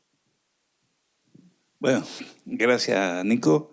Buenas tardes, compañeras, compañeros. La verdad, para nosotros es un gusto que estas charlas se vayan desarrollando acá en CONADU. Creo que la universidad está siendo agredida de la forma que lo está haciendo, porque la verdad que en los últimos 20, 30, 40 años, sobre todo a partir de la democracia, ha ido tomando un perfil cada vez más popular. Las universidades, más allá de sus gestiones y más allá de las políticas, las universidades en sí mismas se han ido convirtiendo en espacios donde se ha empezado a mirar hacia la afuera de las universidades, algo que lo más viejo, cuando llegamos, no existía. La mirada, cuando yo empecé a estudiar, uno miraba más a Europa que acá. Y soy viejo, pero no tanto. Creo que esto también es uno de los motivos por los cuales este gobierno agrede a las universidades. Me parece que ahí tenemos, yo escuchaba a los compañeros y compañeras cuando hablaban y las propuestas, y creo que ahí tenemos un espacio en las universidades como para ir a buscar esa materia gris, como para ir construyendo ese modelo de país que queremos. La verdad que tenemos una larga discusión y voy a partir de una cosa que me dijo una compañera. No estamos tan bien si la derecha habla de revolución y nosotros de progresismo. El peronismo siempre fue revolucionario. Tenemos que volver a recuperar ese espíritu, pensar, como decía Raúl, ¿no? Tenemos espacios donde ir a buscar y la producción, tenemos que pensar en nuevas maneras de que esa producción vuelva a estar. Me parece que en la universidad está la oportunidad para hacerlo. Tenemos los profesionales, los investigadores que pueden colaborar en esto. Así que para nosotros la verdad que es un gusto, es un compromiso también, y sigamos con estas discusiones porque la verdad que es lo que hoy necesitamos, crear un nuevo modelo de país que podamos proponerles a la gente que hoy mira para todos lados desorientada y no sabe cómo para dónde avanzar, ¿no? Así que muchísimas gracias, Nico, a vos, por director de la escuela, y bueno, aquí estamos para seguir colaborando. Bueno, muchas gracias, Carlos. Bueno, son las 8 de la noche de un viernes. Agradecemos el compromiso de todos los que están aquí, los que están siguiendo por las redes. Le vamos a pedir a los 4 expositores, si quieren, una breve reflexión de 1 o 2 minutos para cerrar el encuentro. ¿Les parece? Bueno, lo mío va a ser muy corto. Yo le voy a decir, yo estoy muy de acuerdo con Cristina cuando dice que le dieron vuelta el reloj de arena a Milei. El tema Libra, ahí empezó la decadencia de Milei. El tema es que si no construimos una alternativa, si alguien no construye una alternativa y se la presenta a la sociedad, pero no en términos de palabras, sino que la sociedad pueda visualizar cuál es el modelo de país que se quiere y que ese modelo la sociedad se entusiasme ante la posibilidad de tener... Yo veía, por ejemplo, en Neuquén, están defendiendo el trabajo para los neuquinos, porque está yendo gente de todas partes de la Argentina a trabajar en Neuquén. ¿Pero qué obtuvo Neuquén? Que los neuquinos del conurbano bonaerense vuelvan a Neuquén porque en Neuquén hay trabajo. Entonces el hecho de que si generamos trabajo en cada uno de los lugares de la República va a ser una solución para el arraigo, para que la gente se quede en su lugar, para que tenga un sueldo digno. Yo tomo siempre de Perón el hecho de Al principio les quiero aclarar una cosa. Yo no soy peronista. Empecemos por ahí. No soy peronista. Sí, es complicadísimo. Yo incluso en algún momento fui progresista, pero dejé de ser progresista porque me di cuenta que el progresismo cuando está en la tribuna te dice que hay que hacer y cuando llega al poder te dice que no se puede hacer eso. Entonces abandoné el progresismo y soy un escéptico. Soy un escéptico que busca colaborar. Este año cumplo 80 años. Les digo en serio, si no cumpliera 80 años me presento de candidato a presidente. Pero decidí aportar, colaborar. Y entonces desde el humilde lugar que tenemos en una consultora, agencia de publicidad con mi socio Maragoli, decidimos vamos a construir propuestas, que si alguien las toma y las lleva, pero digamos lo que pensamos. Y construimos esta propuesta. Y yo creo que esta es una propuesta de país. ¿Hay otras? Empecemos el debate. Gracias.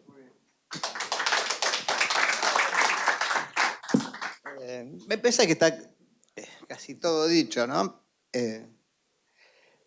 Yo creo, digamos, que lo que yo decía en mi charla, que estamos en un gran problema porque el peronismo perdió el eje para la sociedad. Somos los de los planes sociales, los que generamos pobreza para aprovecharnos de los pobres y llevarlos a votar. Entonces, tenemos que poder romper esa situación. Y me parece que me parece muy buena esta iniciativa, porque cuando uno recorre el país se da cuenta y habla con los dirigentes y con los cuadros políticos y con los funcionarios, se da cuenta que estamos en cero prácticamente, como es que uno se encuentra que no entienden qué pasa en la sociedad y no saben qué tipo de respuesta darle a los distintos temas. O sea, intuyen que lo de Milei está mal, pero no saben qué contestarle a Milei, ¿no? Entonces tenemos los líos en, no sé, Tucumán, que ya tenemos una provincia que vengo trabajando históricamente, y bueno, pero digamos, ¿cómo se resuelve el tema de Tucumán con un tipo que hace que los 3 diputados nacionales voten cualquier cosa? Entonces, yo creo que ahí tenemos un problema, porque cuando preguntamos en las encuestas si vas a votar el peronismo, ¿a qué peronismo van a votar? Porque tenemos el peronismo de Jalil, porque tenemos el peronismo de Jaldo, porque tenemos el de Salta. Entonces me parece que estamos con un problema, porque la gente habla del peronismo, pero como son 24 elecciones provinciales, cada provincia es un mundo. Entonces, así como yo hace un año creo que empecé a hinchar, aprovéchennos a los consultores, que por lo menos estamos viendo qué le pasa a la sociedad y por ahí los podemos ayudar. Me parece bien, digamos, esta cosa de lo federal, porque me parece que hay que llegar a los dirigentes de todas las provincias. Hace poco yo tuve una charla con un dirigente de la capital, no voy a decir con quién, y él me decía, ¿qué es lo que me decía? No, acá lo que tenemos que hacer es ser parecidos a Milei, ¿no? Salir a romper todo. Y yo decía, no, mira, yo creo que lo que tenemos que hacer es que, ¿por qué no te dedicas a recorrer a todas las provincias, uno por uno, juntar dirigentes y explicarles qué hay que hacer? Porque en ese momento es donde el peronismo empieza a discutir y se enriquece. No importa que unos piensen A y otros B. Lo que importa es que se arme la discusión para que aparezca la resultante. Y eso es lo que tenemos que buscar. La idea del pensamiento único. El peronismo es un movimiento, no es un partido. Por lo tanto, lo lógico es la riqueza de distintas opiniones. Y después, bueno, alguien tiene que poder hacer la síntesis de todo esto. Ahí es donde el peronismo triunfa. Si no, resulta muy complicado. Gracias. Bueno, yo un par de puntos anotaría. Primero, matizaría la idea de que vengo escuchando que en el discurso público aparece esta idea de la crisis del peronismo, ¿no? Que realmente es así. Ahora, ¿cuál es la crisis? ¿Qué tipo de crisis está atravesando el peronismo? Insisto, en este contexto, como todos señalábamos, de crisis de representación del sistema político. ¿Es una crisis identitaria? No.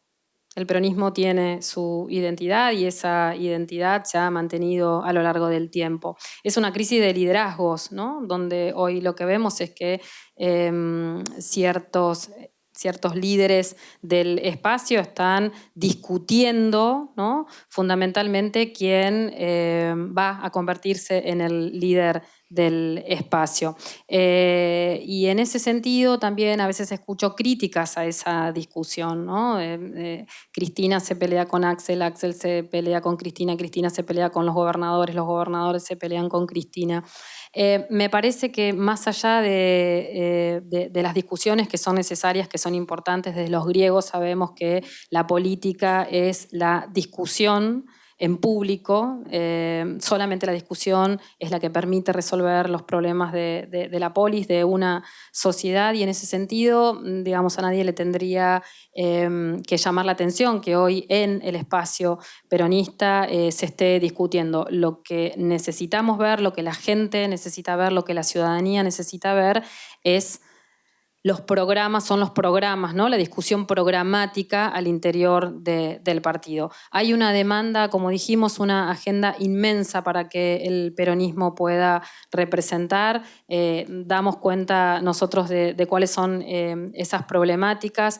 En el peronismo, o el peronismo tiene un horizonte, digamos, de posibilidades para serle competitivo, por supuesto, al oficialismo, y me parece que rescataría también o diría también que el peronismo no tiene que darle tan fácilmente banderas, ¿no?, que la libertad avanza, por ejemplo, de las que se ha adueñado, como por ejemplo la libertad, ¿no? El peronismo es un movimiento que ha estado siempre preocupado por garantizar no solamente el bienestar, la justicia social y todas las cosas que ya sabemos, sino también la libertad de los ciudadanos, ¿no? Ese encuadre, esa idea fuerte con la que la libertad avanza permanentemente juega, así se llama su espacio, digamos, me parece que ha sido muy cooptada, ¿no?, por ese espacio, y al peronismo se le han ido muchos conceptos que es necesario que vuelva a rescatar. Así que yo diría que es necesario que se siga discutiendo el interior del partido, que eso hace bien.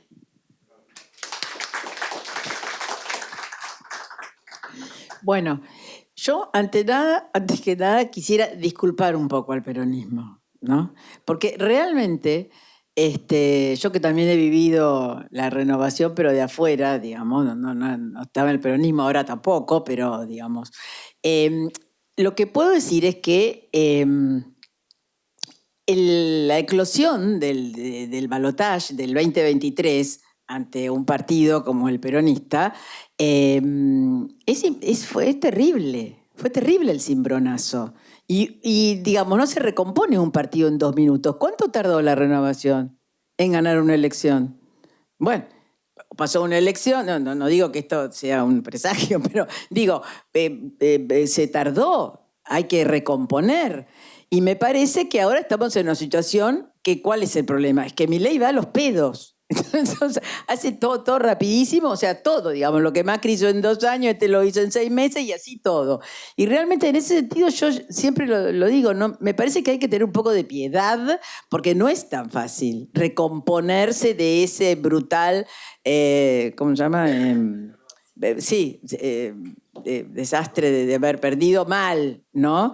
Entonces, con todo el esfuerzo que se hizo, bueno, ya sabemos. Entonces, creo que en ese punto, bueno, hay que darle por lo menos el beneficio de decir, bueno, qué sé yo, es difícil. Y por otro lado, me parece, por lo que yo veo y sobre todo quisiera hablar más que nada de los que hemos estudiado más, que son los más jóvenes, es esta cuestión que, además acá se mencionó tangencialmente, digo, ¿cómo puede ser que, me encantó esa frase, que los libertarios hablan la derecha habla de revolución y nosotros hablamos de progresismo? Bueno, ahí yo creo que está un poco la situación también, y parece que hay valores que la gente no sabe, que yo los vi en los sub-40, que valoran del peronismo de antes, como dicen, ¿no? Digamos, con un peronismo básico, que tiene que ver con el trabajo, la dignidad, el esfuerzo, que por situaciones que ya sabemos que fueron medio, se fueron de las manos, apareció esto de los planes y demás. Pero si hacemos un saltito y volvemos a lo básico, digamos, al peronismo, no digo bajar con la doctrina, pero los jóvenes, algunos de ellos, digamos, sobre todo los de 25 para arriba, valoran eso, no saben qué es tanto el peronismo, pero lo valoran. Entonces son valores que me parece que hay que poner en evidencia y bueno, y también me parece como que pareció que como que lo que se ve es esta cuestión más de desestructurar un poco la comunicación, ¿no? Digamos, quizás falta una apertura. Y bueno, y eso nada más. Así que quedo a disposición, si necesitan, nos ponemos y nos vamos a laburar. Bueno.